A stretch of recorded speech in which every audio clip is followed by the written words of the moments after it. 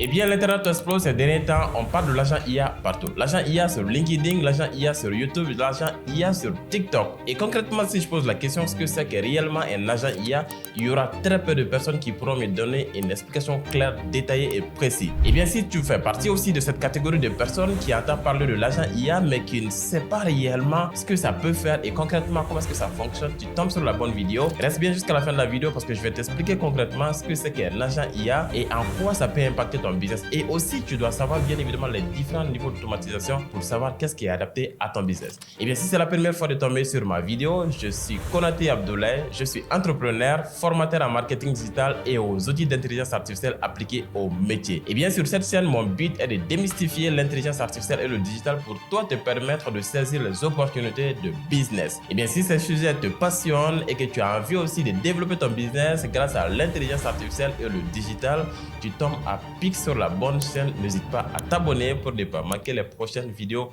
à venir. Eh bien, la plupart des personnes ne savent pas qu'il y a différents niveaux d'automatisation et que tu dois bien évidemment les comprendre pour savoir qu'est-ce qu'il faut pour ton business. Parce que réellement, si tu ne sais pas quel niveau d'automatisation appliquer à ton business, soit tu es en train de sous-exploiter un outil ou bien tu es en train de payer un abonnement qui n'est pas utile pour ton business et donc du coup, tu perds de l'argent. Et bien, dans cette vidéo, je vais t'expliquer concrètement les différents niveaux d'automatisation qui existent et qu'est-ce qui est adapté toi à ton business pour que tu puisses profiter un maximum du digital et de ces outils qui peuvent booster ton activité. Eh bien, je t'explique tout ceci dans mon écran d'ordinateur avec des cas concrets que tu pourras bien comprendre facilement. Eh bien, c'est quoi concrètement une automatisation? Une automatisation, tout simplement, c'est le fait de mettre en place un système ou un ensemble d'outils qui sont combinés, qui effectuent des actions afin de te ramener un résultat sans intervention humaine, c'est-à-dire sans que tu n'interviens dans le process d'exécution. Donc, en réalité, une automatisation peut arriver dans plusieurs niveaux, surtout aujourd'hui, avec l'avènement de l'intelligence artificielle. On peut automatiser la plupart des activités qui sont répétitives. Alors, eh bien, une automatisation se base sur trois éléments principaux. Le premier élément à savoir, ça c'est un déclencheur. Pour chaque automatisation, il faut un bouton déclencheur, il faut un bouton de démarrage. Pour chaque chose que tu aimerais faire, imagine, prenons juste l'exemple sur la voiture. Quand tu souhaites démarrer la voiture, il faudra mettre la clé et démarrer. Et donc, ça, c'est le déclencheur de la voiture. La moto, la même chose. L'ordinateur, il faudra appuyer sur le bouton démarrer. Donc, en fait, un déclencheur, tout simplement, c'est l'action qui va démarrer le process d'automatisation. Et il y aura également des actions successives qui vont suivre. Et dans ces actions successives, il y a ce qu'on appelle des nœuds. Les nœuds de transformation, les nœuds de logique et les nœuds d'action. En réalité, ces deux catégories d'actions te donnent un workflow. Donc, ça fait le troisième élément à comprendre. Un workflow, tout simplement, c'est le déclencheur plus les actions. Et c'est ce qui donne un scénario. Un scénario, c'est un workflow. Et ça, c'est une automatisation. Donc, en gros, pour faire une automatisation, il faut un élément déclencheur, un nœud qui va déclencher une action. Et également, il faudra plusieurs nœuds successivement qui vont mener plusieurs actions. Un nœud, bien évidemment, qui va traiter l'information, qui va comprendre l'information. Un autre nœud qui va rendre le système plus intelligent, qui va prendre une décision pour répondre par exemple, et un dernier nœud bien évidemment qui va répondre tout simplement ou bien qui va exécuter une action finale. Alors concrètement, c'est ce que tu vois bien évidemment sur mon écran d'ordinateur. Alors avant même de parler d'agent IA, je vais t'expliquer concrètement ces trois niveaux d'automatisation qui sont indispensables à comprendre d'abord avant bien évidemment de t'aventurer sur la création d'un agent IA. Alors, et bien évidemment, il y a ce qu'on appelle une automatisation déterministe. Avant, c'est cette automatisation qui existait, bien évidemment, l'arrivée des intelligences artificielles dans le système d'automatisation.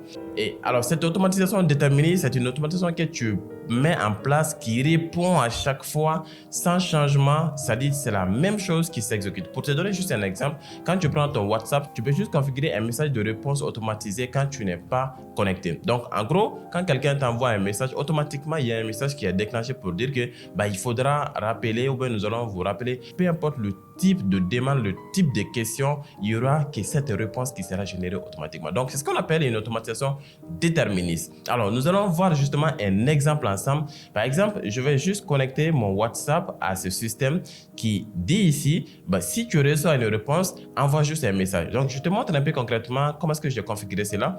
Tu peux voir ici, le message qui sera renvoyé à la personne, c'est « Merci d'avoir contacté M. Konaté, il vous reviendra sous 24 heures. » Donc, j'ai automatisé ce système pour dire à l'IA, à chaque fois, ça c'est l'élément déclencheur, à chaque fois que tu reçois un message, bien évidemment, il faudra renvoyer ce texte pour lui dire que je vais lui revenir. Donc, c'est ce qui sera exécuté, peu importe le type de message que je vais recevoir dans mon WhatsApp. Donc, je vais justement essayer de faire un test directement dans mon téléphone et là, tu vas bien voir. Eh bien, j'envoie un premier message « Bonjour ». Donc, normalement, mon système reçoit un message. Tu peux le voir sur mon écran d'ordinateur, le système a reçu le message. Et automatiquement, comme ça, c'est en fait en mode test, automatiquement, ça allait répondre de façon automatique sans mon intervention. Mais là, tout de suite, il faudra que j'appuie pour que ça puisse être exécuté parce que c'est en mode test, ce n'est pas encore publié. Alors, je clique ici pour répondre et automatiquement sur mon WhatsApp, tu vas juste voir un message qui revient. Et tout simplement, merci d'avoir contacté M. Konaté, il vous répondra sous 24 heures. Donc, ça veut dire, peu importe le type de message que je vais envoyer, c'est le message que je vais recevoir. Et c'est ce qu'on appelle une automatisation déterministe sans l'intelligence artificielle. Alors, le deuxième type d'automatisation, tout simplement, ça c'est l'automatisation avec un LMM. Un LMM, c'est quoi? C'est un chatbot, c'est une intelligence artificielle. Par exemple, les chats GPT que vous voyez aujourd'hui, c'est un LMM. Gemini que vous utilisez pour discuter, pour trouver des idées, ça c'est un LMM. Grok que vous utilisez, Claude IA que vous utilisez, ça c'est un LMM. Un LMM, tout simplement, c'est un chatbot. C'est une IA, c'est une intelligence forcément qui va juste traiter l'information, le langage humain pour comprendre et puis renvoyer justement une réponse. Donc, comment ça se fait? Maintenant, nous allons intégrer l'intelligence dans notre système. Donc, au lieu que le système puisse juste envoyer un message déterministe qui est adapté, un message déterministe qui est envoyé, peu importe la situation, peu importe le message envoyé, on va juste demander à l'IA d'analyser le message envoyé et de répondre, bien évidemment, en fonction de la demande du client. Et là, le système devient plus intelligent et le message de retour sera adapté à chaque cas, à chaque situation et à chaque message envoyé. Je vais te montrer justement un exemple de ceci également. Nous allons venir bien évidemment sur cette deuxième automatisation avec LMM. Donc, je vais aussi activer le nœud de déclenchement qui va recevoir le message d'abord avant que le process puisse démarrer.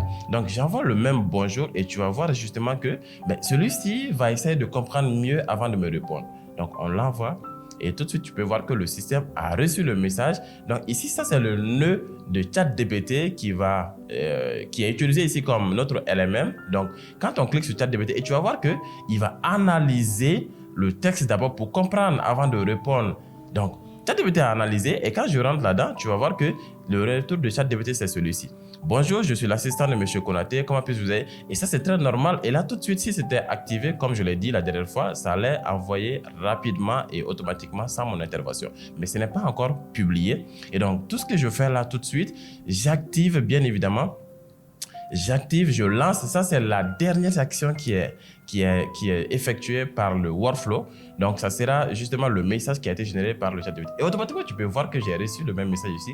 Bonjour, je suis l'assistant de M. Konaté. Comment puis-je vous aider aujourd'hui? Pourriez-vous m'expliquer votre demande ou me donner plus? Donc, vous voyez un peu, c'est le même bonjour, mais là, tout simplement, la réponse, elle est différente parce que là, ici, on va essayer de comprendre d'abord notre client avant de lui donner une réponse.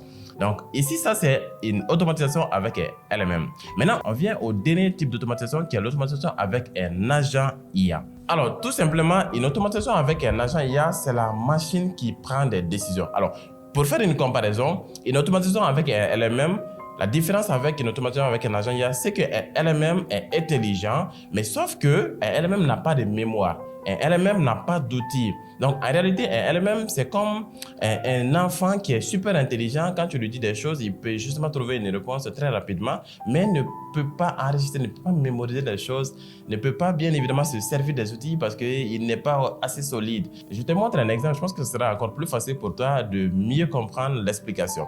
Quand on vient avec ce système, je t'explique un peu. Ça, c'est un agent IA. Un agent IA, c'est un système, au lieu qu'un LMM, au lieu de lui donner justement une tâche à effectuer, tu donnes une mission à un agent IA. Donc, un agent IA va justement essayer d'effectuer plusieurs actions afin de te ramener un résultat. Donc, en grosso modo, un LMM, ça te génère justement un texte, un LMM, ça te répond, un LMM, ça effectue une seule et unique tâche.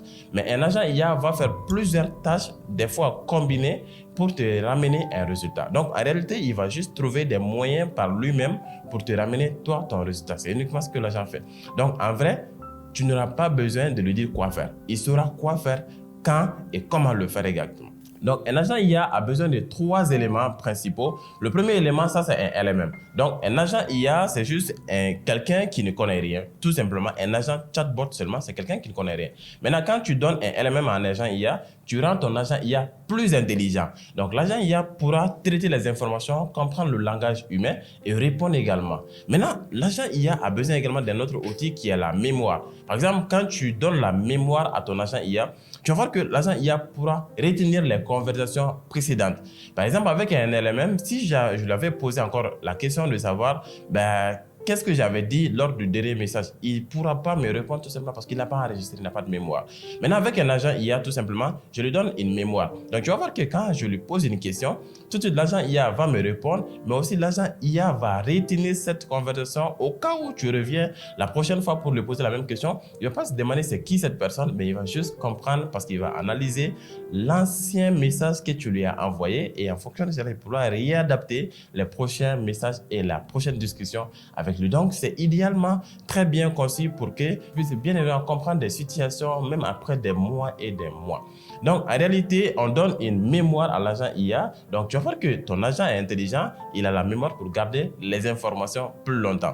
Et aussi, il y a ce qu'on appelle tools qui sont les outils que tu vas donner bien évidemment à ton agent IA. Par exemple, tout de suite, moi ici, ce que j'ai fait, je lui ai donné une base de connaissances sur moi. Donc, en grosso modo, cet agent IA, c'est mon assistant WhatsApp. Quand tu viens, tu lui poses la question, il va te répondre simplement. Mais la différence, c'est qu'ici, je lui ai donné une base de connaissances pour qu'il puisse encore mieux comprendre sur moi, sur mes activités, parce qu'avec elle-même, l'agent est lié à l'Internet, l'agent peut chercher des informations sur l'Internet, mais je peux lui donner encore une base de connaissances pour approfondir cette connaissance sur moi, sur mes services. Et là, à chaque fois que je lui pose une question, l'agent IA va venir chercher d'abord dans cette base de connaissances pour trouver l'information afin de l'amener au client. Donc, ça va donner encore une fois de plus, un super pouvoir à ton agent IA, beaucoup plus intelligent, beaucoup plus structuré, bien évidemment, dans ses process. En grosso modo, on va faire un texte pour que tu puisses comprendre la différence également. Donc, on va activer, encore une fois de plus, on envoie le même bonjour, mais tu vas voir que l'agent IA va répondre différemment. Donc, on a reçu le message, on va cliquer ici et tu vas voir que l'agent IA va traiter d'abord l'information pour comprendre. L'agent IA va utiliser sa mémoire pour enregistrer, afin qu'il puisse revenir au cas où la conversation continue des mois, des semaines ou des années même. Donc, j'active cela et tu vas voir que ça va traiter ici, ça va enregistrer ici. Et là, on peut voir qu'il y a une première information qui a été enregistrée, bien évidemment. Et ici, on n'en a pas besoin de chercher des informations ici parce qu'on n'a pas posé une question. Tout de suite, c'est bonjour qui a été dit, donc ça a été traité, ça a été mémorisé. Et là, on répond à la personne. Maintenant, quelle est la réponse qui sera envoyée? C'est ce que nous allons voir directement sur mon WhatsApp. Et bien sûr, tu peux voir la différence. Il y a ce message que je viens de recevoir. Je suis l'assistant officiel d'Abdoulaye Konaté. Comment puis-je vous aider aujourd'hui? Voici quelques sujets fréquents. Choisissez et décrivez votre besoin. Donc, en réalité, tu vas voir que, mais bien sûr, cet agent IA me connaît encore plus parce que lui, il a spécifié des informations sur moi que l'autre elle-même n'a pas fait. Donc, en gros, c'est vraiment ça la différence entre un agent IA et un LMM. Un agent IA a 2-3 fois plus de pouvoir qu'un LMM simple parce que c'est un LMM simple qui est intégré aussi à un agent IA. Donc, en réalité, c'est comme ça que ça fonctionne avec un agent IA. Mais pour que l'agent IA puisse comprendre tout ceci, il y a également une information que je lui ai donnée, que je vais vous montrer. Quand tu cliques bien évidemment sur les paramétrages, tu peux voir ici que je lui ai dit qu'il est mon assistant IA. Je lui ai donné des informations, je lui ai donné un prompt système, un message système qui est super important. Bien évidemment qu'il faudra bien détailler pour que l'agent IA puisse comprendre son rôle. Et ce rôle-là sera donné bien évidemment à ChatGPT ou à un LMM que tu auras ajouté pour qu'il puisse traiter l'information en se basant bien évidemment sur ce rôle.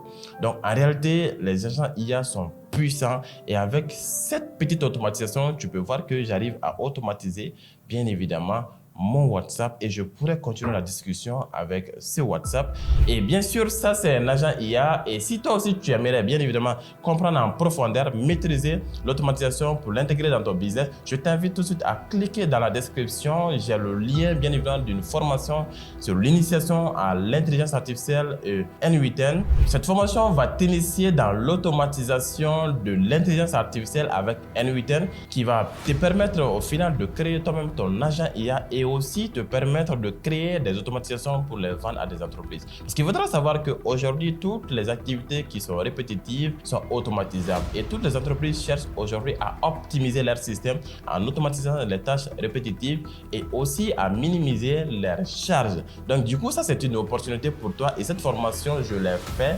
À la fin de la formation, tu seras capable, si tu es sérieux, de pouvoir créer des automatisations vraiment pour des entreprises, pour gagner de l'argent et aussi pour automatiser toi-même ton business. Donc n'hésite pas tout de suite à aller voir ce qui est proposé dans cette formation et je te garantis que ça pourrait vraiment t'aider à booster tes compétences dans les automatisations. Et bien sûr, si c'est quelque chose qui ne te dit pas et que c'est trop compliqué pour toi, c'est trop technique, je t'invite justement à nous envoyer un message à l'agence Coratech pour qu'on puisse créer un système automatisé adapté à toi, ton activité, qui va t'aider bien évidemment à booster ton activité et aussi à économiser beaucoup d'argent. Alors, si cette vidéo t'a plu, n'hésite pas à me laisser un commentaire, à liker et aussi à partager avec d'autres personnes qui sont dans le besoin et ça pourrait aider l'algorithme également à savoir que c'est une vidéo intéressante et à le montrer bien évidemment à d'autres personnes qui sont dans le même besoin. Merci et je te donne rendez-vous à la prochaine vidéo.